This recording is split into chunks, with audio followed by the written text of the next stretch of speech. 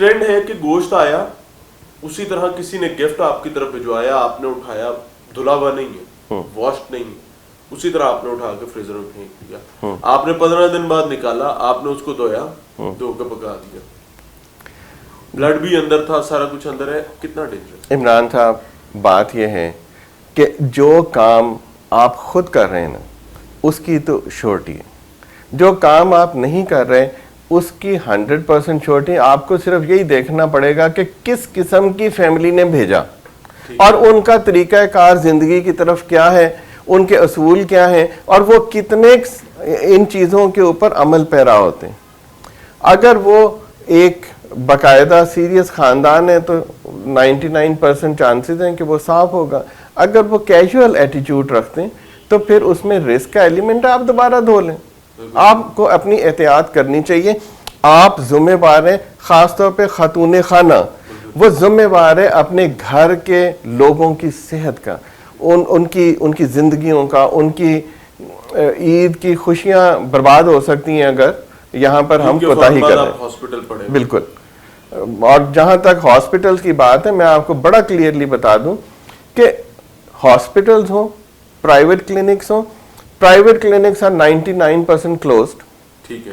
Hospital میں جو عملہ ہے وہ ایک جبری ڈیوٹی دے رہے ہیں اور وہ خوشی سے کام نہیں, خوشی سے کوئی کام نہیں کر رہا. وہ اپنے گھروں میں, رشتہ داروں کے پاس, دوستوں کے پاس, بٹ میں بھی چند لوگ جو لاہور میں یا دوسرے بڑے شہروں میں رہ رہے ہیں اور وہ اپنے دیہاتوں میں نہیں جا رہے اور وہ سیٹلڈ ہیں وہاں پر ان شہروں میں, سو وہ کال کے اوپر شاید اویلیبل ہوں. سو یہ ایک بہت خطرناک وقت ہے بیمار ہونے کے لیے. یہ رسک نہ لیں. یہ میں پہلے سے وارن کر رہا ہوں, اتنی ہی زور سے وارن کر رہا ہوں جتنی سے باقی احتیاطوں کے متعلق, that they have to be on their own. اب اگلا جو ہم نے جو پوائنٹ دیکھا تھا, کوک کر لیا. چلیں جی, کوکنگ ہو گئی. کوکنگ ہونے کے بعد ہم نے اس کو سرو کر دیا. جو تو استعمال ہو گیا اس کو پراپرلی پلاسٹک کے لفافوں میں ڈسپوز آف کیجیے. ٹھیک ہے. یہ میں پلاسٹک کی بات میں پھر کلیئر کر دوں. پلاسٹک کے اوپر انوائرمنٹ, ورلڈ انوائرمنٹ نے اب کچھ تحفظات دے دیے اور ان کا کہنا یہ ہے کہ پلاسٹک اب وہ استعمال ہوگا جو بایو ڈیگریڈیبل ہے. ٹھیک ہے. میں اس پلاسٹک کی بات نہیں کر رہا جو زمین میں 20,000 سال تک نہیں ہوتا ڈکے, اور اس کی وجہ سے وہ ہمارے لیے ایک انوائرمنٹل ہیزرڈ بن رہے ہیں. سو ہم نے آج یہ بھی اصول رکھنا ہے کہ ہم نے آئندہ پلاسٹک کے بیگز بایو ڈیگریڈیبل یوز کرنے جن کی لائف بڑی کم ہے اور ان کی سرٹن پیرامیٹرز ہیں جو ہم شاید کبھی پھر ڈسکس کر سکیں گے. سو ہم نے اس میں ان کو ضائع کرنا ہے. ہم نے ان کو کھلا ضائع نہیں کرنا, کیونکہ کھلا ضائع کیا, کوئی بھی خوراک کی چیز جب کھلی ضائع کی جاتی ہے تو وہ ایک اماج گاہ بن جاتی ہے بیکٹیریل انفیکشنز کی. وہ ایک جگہ بن جاتی ہے مکھیوں اور دوسرے ایسے کیڑے مکوڑوں کی جو وہاں سے اس کو کیری کرتے ہیں. اور نارملی ہم ان چیزوں کو بادر ہی نہیں کرتے. We have to. اور ہمارے یہاں پہ جو ڈمپنگ گراؤنڈ اسپیشلی شہر میں, وہ شہر کے اندر ہی ہیں. سو وہ ایک ڈینجرس چیز ہے بذات خود. یا تو وہ کہیں باہر ہوں, اور آج جو جانور جو کہ نیچرلی ان کو تلف کرتے تھے جن میں چیل, کوے اور گدھ وغیرہ تھے, ان کی تعداد تو انوائرمنٹل ہیزرڈز اور میڈیکیشن کے استعمال کی وجہ سے نہ ہونے کے برابر ہے. سو ہماری وہ سورس بھی ختم ہو چکی ہیں. سو ہم نے اس کو ایک پراپر طریقے سے ٹھکانے لگانے, یہ ڈال کے ہم نے اس کو شاپنگ بیگ میں ویسٹ کر دینے.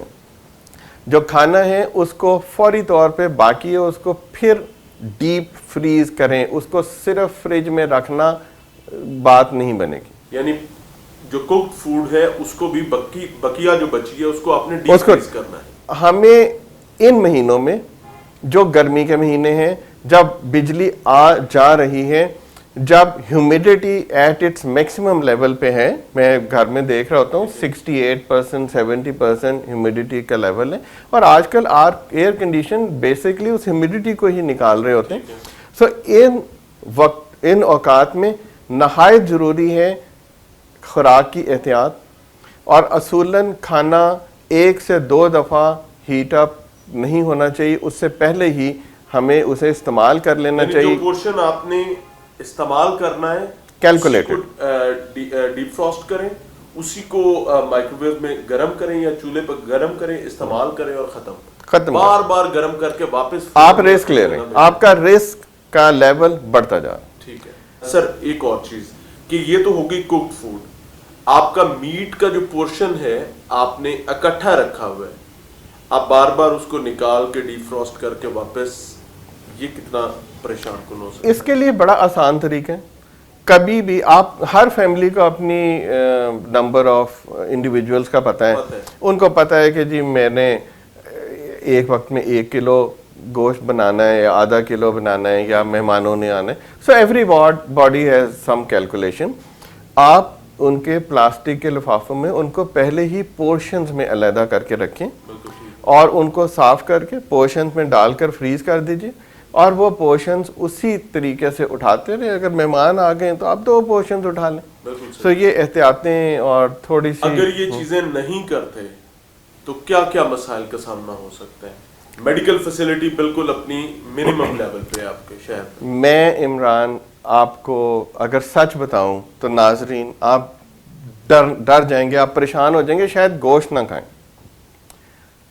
لیکن میں آپ کو حقائق ضرور بتا دوں.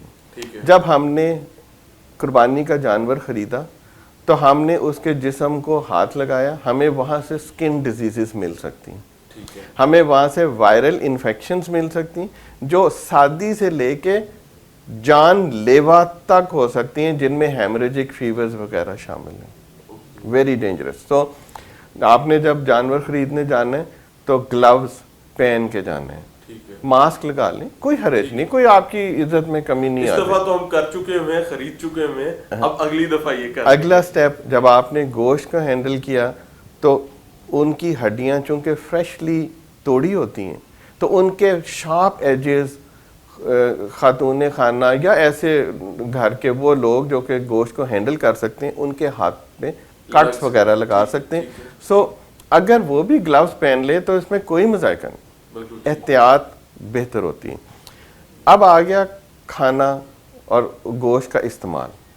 اس میں 2-3 بیسک اصول. فار ایگزامپل ایک انسان کے کڈنی فنکشن ٹھیک نہیں ہے، بلڈ پریشر زیادہ تھا، اس کو ڈائبٹیز بھی ہے، کڈنی میں کچھ نہ کچھ چینجز آ چکی ہیں. جب ہم اس کو گوشت کی زیادتی دیتے ہیں تو اس کا بلڈ یوریا اور کریاٹینن بڑھ جاتا ہے، یعنی اس کا جو کڈنی ہے وہ فیلنگ ایٹیچیوڈ پہ آ جاتا ہے. بالکل ٹھیک ہے. احتیاط، کڈنی کے لیے رسک بڑھ جاتا ہے. اگر ہمارا گوشت انفیکٹڈ ہے تو گیسٹرو انٹرائٹس اور تمام انفیکشنز دوسری جو شادی سے لے کے اگین لائف تھریٹننگ ہو سکتی. تیسرے نمبر کے اوپر میں آپ کو یہ نا ٹیکنیکل نام اس لیے نہیں بتا رہا تاکہ ہم سب کے لیے آسانی ہو جائے، لوگوں کو سمجھ بھی چیز آ جائے. اگلی جو چیز ہے وہ ہے کہ اگر کسی نے زیادہ کھا لیے اور اس کو گیسٹرائٹس ہے، معدے کا مسئلہ ہے، اس کو واک نہیں کرتا، تو وہ ایسے شخص میں اب ایک گیسٹرائٹس کا عمل بڑھ جائے گا. اور اس کا مطلب بیسکلی ہم نے میسج یہ دینا ہے کہ یار کھاؤ لیکن بھوک رکھ کے کھاؤ، جو اس کی ہر جگہ پہ تلقین ہے ہمارے دین میں بھی، کم مقدار میں کھاؤ. یہ نہیں ہے کہ اب گوشت کے علاوہ ہم نے کچھ کرنا ہی نہیں. ہفتے میں کتنے دن کھائے قربانی کا گوشت کھایا جا سکتا؟ اصولاً میکسیمم 2 to 3 days.